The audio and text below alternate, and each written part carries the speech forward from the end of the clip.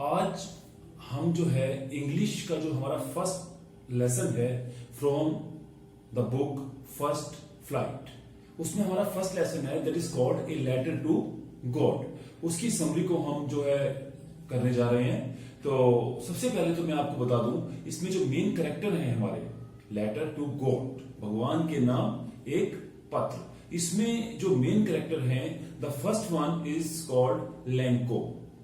लैंको जो एक फार्मर है, और उसके बारे में अगर हम बात करते हैं तो लैंको एक बहुत ही हार्ड वर्किंग फार्मर है, और वो अपनी फैमिली के साथ एक हिल पर रहता है, वैली में रहता है, और उस वैली में उसके अलावा कोई भी दूसरा घर नहीं है। A single house on the entire valley, ठीक है।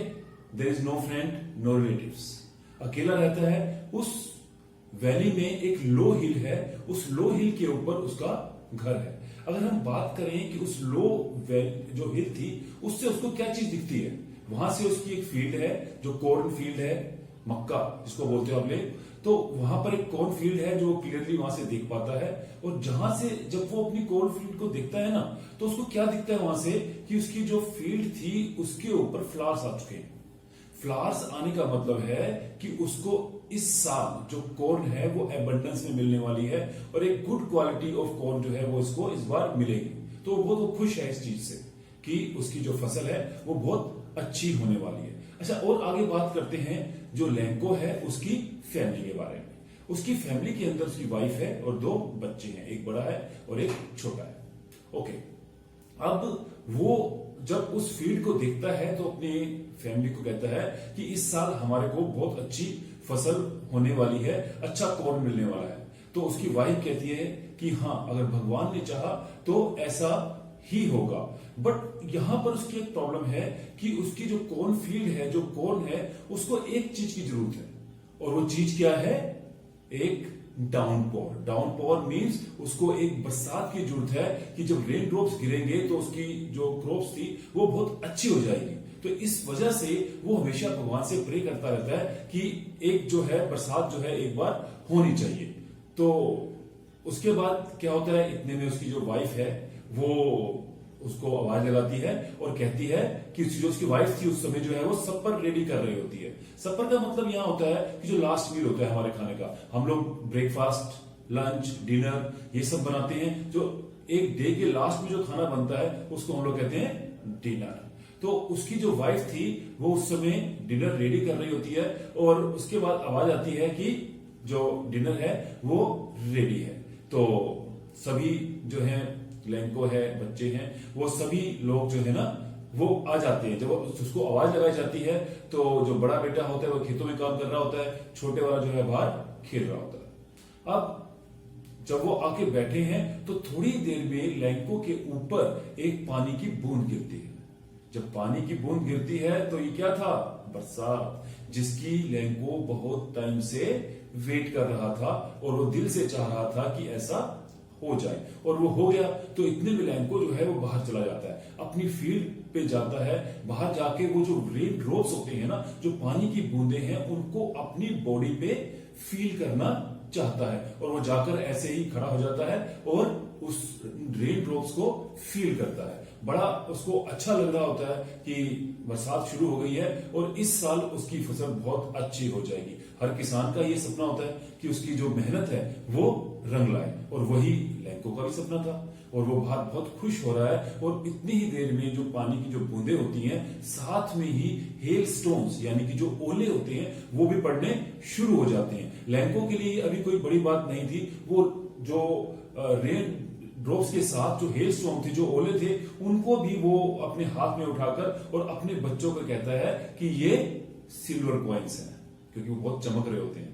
ठीक है, तो बहुत खुश थे, नाच रहे थे, सबके सब खुशी मना रहे थे। लेकिन उसके लिए ये बात थोड़ी सी खतरनाक तब हो जाती है कि वो जो हेल स्टोन्स थे वो रुकने का नाम नहीं लेते, और लगातार लगभग 1 घंटे तक वो बरसात के साथ जो हेल स्टोन्स होते हैं वो होते ही रहते हैं। अब ये लैंको के लिए बहुत ही उल्टा हो गया था। जो उसने सोचा था कि कि बरसात होगी और मेरी फसल बहुत अच्छी हो जाएगी, लेकिन वो तो बात तो पूरी होगी उसकी, लेकिन उसके साथ जो ये एक्स्ट्रा रेन के साथ जो हेल स्टोन्स भी आ गए, ओले पड़ गए, वो तो नेचुरली एक किसान के लिए बहुत ही मुश्किल टाइम होता है। और ऐसा ही हुआ, और ये भी नहीं था कि जो हेल स्टोन जो है थोड़ी देर के लिए गिरे, लगातार 1 घंटे तक ये सब कुछ चलता रहा। अब जो लैंको है वो अपने मन में हाथ जोड़ रहा है, भगवान को के आगे जो हाथ जोड़ रहा है कि हे भगवान बस अब और नहीं, अगर ये चलता रहा तो मेरी जो फसल है वो तो पूरी खराब हो जाएगी, और पिछले कई महीनों से जो मैं मेहनत कर रहा हूं वो सारी की सारी बर्बाद हो जाएगी। लेकिन ऐसा नहीं होता। ऐसा कहते हैं ना कि इंसान जो चाहता है वो हमेशा वैसा नहीं हो पाता, और इस केस में भी ऐसा ही होता है।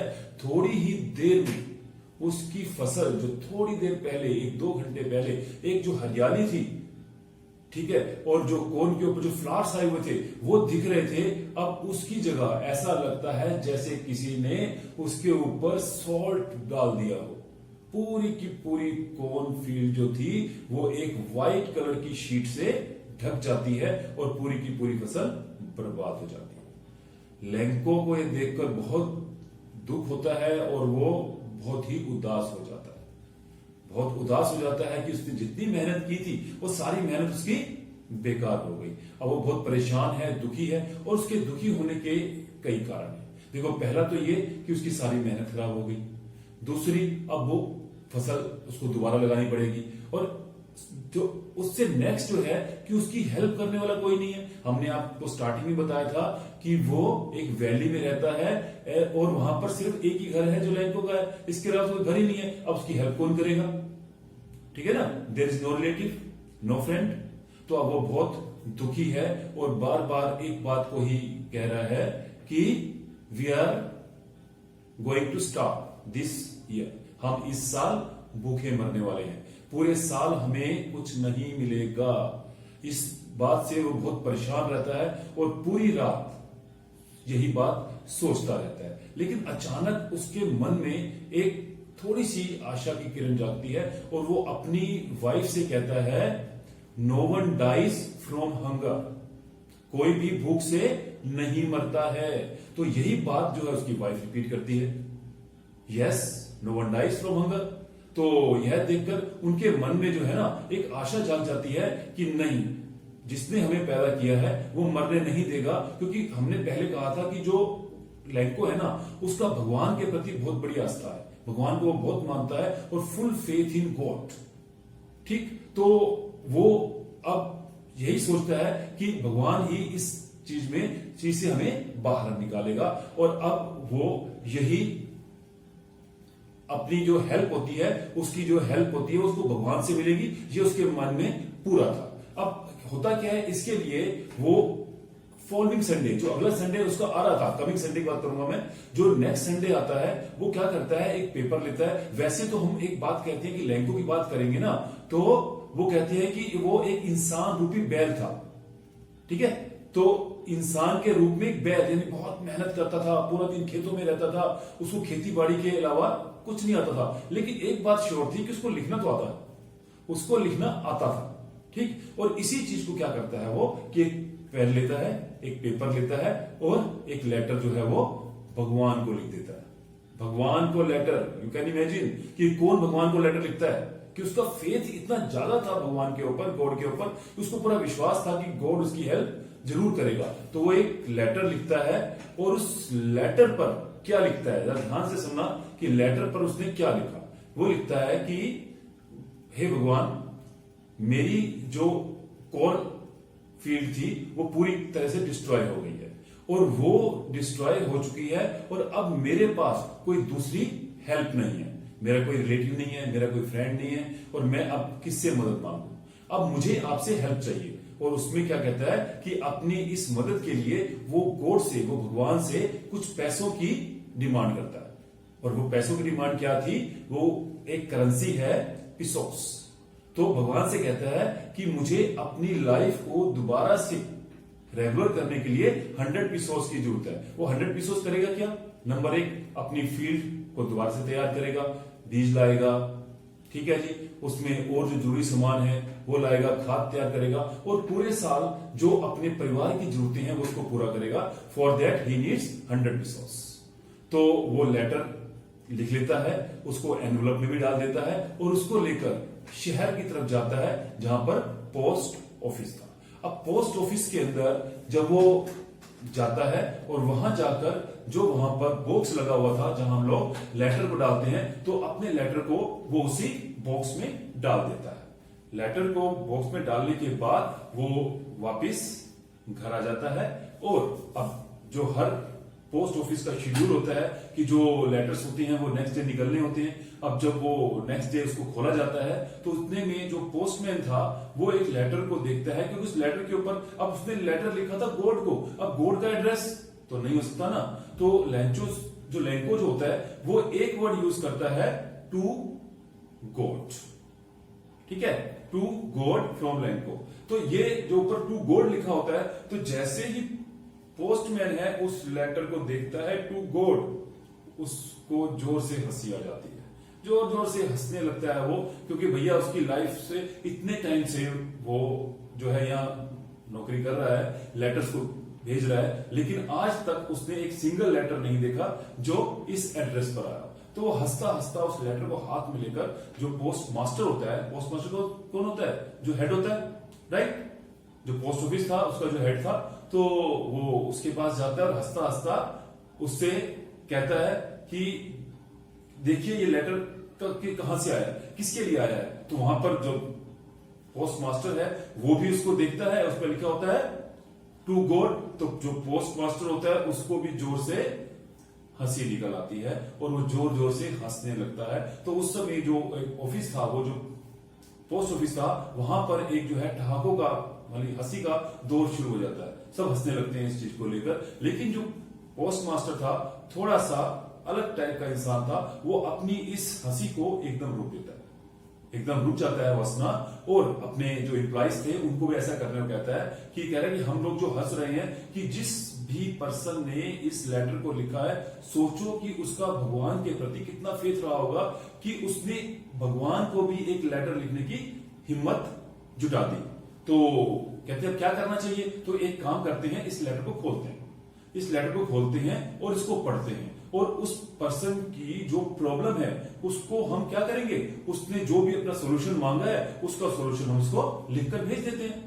इसमें क्या प्रॉब्लम है, उसको क्या पता चलेगा कि उसको लेटर जो है, जो आंसर है वो भगवान ने दिया है या किसी और इंसान ने दिया है। तो कह रहे एक काम करो, इसको लेटर को खोला जाए और पढ़ा जाए, और उसकी जो है वापस उसको लिख क्या चाहिए उसको लेटर के लिए, उनको पेपर चाहिए, पेन चाहिए और लिखना ही तो है उनको। फिर इतना काम तो हम कर ही सकते हैं, क्योंकि मैंने बताया आपको पोस्ट मास्टर काफी काइंड हार्टेड पर्सन था। ठीक है, तो एक प्रॉमिस कर देता है कि हम इसकी हेल्प कर देते हैं। अब लेटर को खोला जाता है और लेटर का जो कंटेंट होता है वो क्या था, कि जो आपको तो मालूम है, मैंने पहले बताया कि लेंको जो है अपने लेटर में क्या कहता है कि मेरी जो पूरी कॉर्नफील्ड जो थी वो डिस्ट्रॉय हो गई है और मुझे उसको दोबारा से तैयार करना है, मुझे अपनी जरूरतें पूरी करनी है, और उसके लिए मुझे 100 pesos चाहिए। जब इस लेटर को पढ़ा जाता है, पहले तो उनका जो इमेजिनेशन था कि हमें लिखकर उसका आंसर दे देंगे और बात यहीं की यहीं खत्म हो जाएगी, लेकिन ऐसा हुआ नहीं। उसके अंदर तो डिमांड किसी और चीज की थी, और एक अननोन पर्सन की जो हेल्प करने वाली बात थी, कौन करता है इसके लिए। लेकिन पोस्ट मास्टर ने जो पहले कमिटमेंट दी थी कि ठीक है मैं जो है कोशिश करूंगा, इसकी बात का जवाब दूंगा, तो वो अपनी बात पर फिर से अड़ जाता है, कह रहे कोई नहीं, एक काम करते हैं, हम उसकी जो है वो हेल्प कर देते हैं। उसने 100 जो है pesos की डिमांड की है, एक काम करते हैं उसकी हेल्प हम कर देते हैं। तो सबसे पहले जो पोस्ट मास्टर होता है वो अपनी तरफ से ही ऑफर देता है कि जो अपनी सैलरी होती है, ए पार्ट ऑफ इस सैलरी, ठीक है, तो उसको वो कंट्रीब्यूट कर देता है सबसे पहले, और ऐसा ही अपने एम्प्लॉइज को भी करने के लिए कहता है कि हमें जो है वो उसकी मदद करनी चाहिए। आप अपनी इच्छा से जितना भी एक कंट्रीब्यूशन करना चाहिए, किसी पर प्रेशर नहीं है, क्योंकि सबको अपनी जरूरतें पूरी करनी है, तो आप अपनी इच्छा से जितना भी कंट्रीब्यूट करना चाहें वो इसमें कर दो।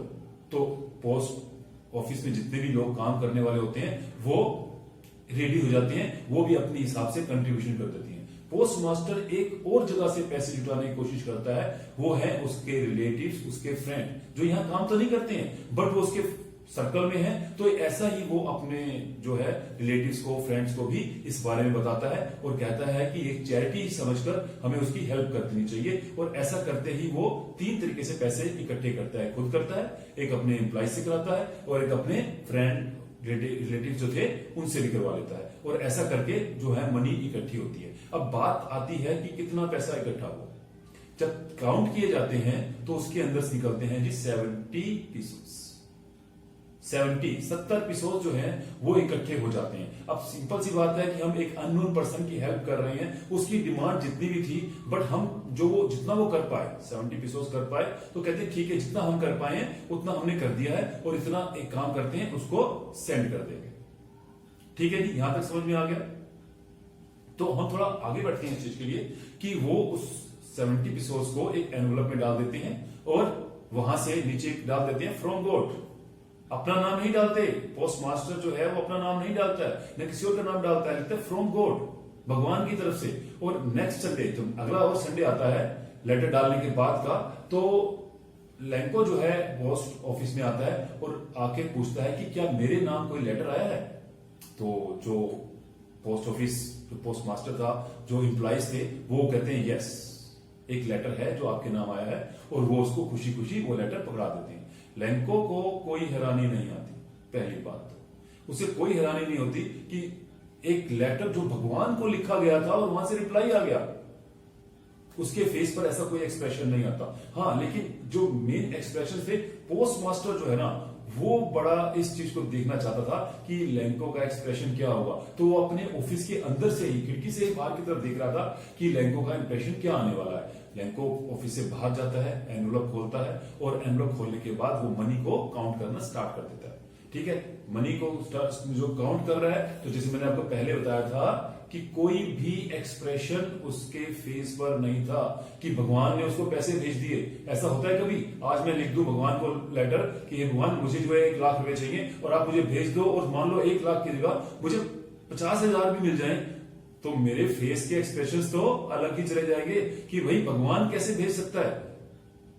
तो बट लैंको के चेहरे पर ऐसा कुछ था ही नहीं, जैसे उसका तो पूरा विश्वास था कि अगर उसने भगवान को लेटर लिखा है तो पैसा तो आएगा ही। फेथ, ठीक है ना, वो शो करता है कि भगवान के प्रति उसका कितना फेथ था। तो उसके बाद जब वो काउंट करता है और जो पोस्ट मास्टर था उसके एक्सप्रेशंस को नोट करने की कोशिश कर रहा था, कोई एक्सप्रेशन तो उसको नहीं दिखे, लेकिन जब टोटल काउंटिंग हो जाती है, काउंटिंग होने के बाद लैंको के फेस पर एक एंगर, एक गुस्से वाले एक्सप्रेशन जो है वो आ जाते हैं।